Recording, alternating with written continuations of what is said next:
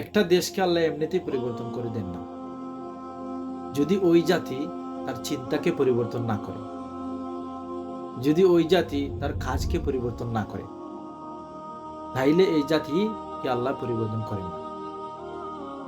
যদি আমাদের দেশের মানুষের চিন্তাটা সবার এক হতো, উদ্দেশ্য এক হতো, কাজ এক হতো, নিয়ত এক হতো, তাহলে অবশ্যই আমাদের দেশকে আল্লাহ উন্নত করে দিতেন, আমাদের দেশের অভাব আল্লাহ দূর করে দিতেন। কারণ আমাদের দেশের মানুষ বিভিন্ন চিন্তা ধারণা, কেউ ভালো চায়, কেউ মন্দ চায়, কেউ তো কোনোটাই চায় না।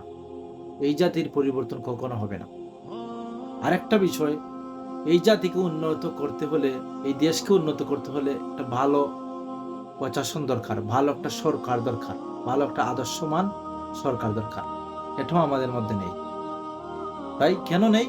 কারণ আমাদের জাতি ঐক্যবদ্ধ নয়, আমাদের দেশের মানুষ ঐক্যবদ্ধ নয়। তাই আমরা ভালো সরকারও আনতে পারি না, ভালো ভালো চিন্তাও করতে পারি না, আর দেশকে উন্নত করতে পারি না।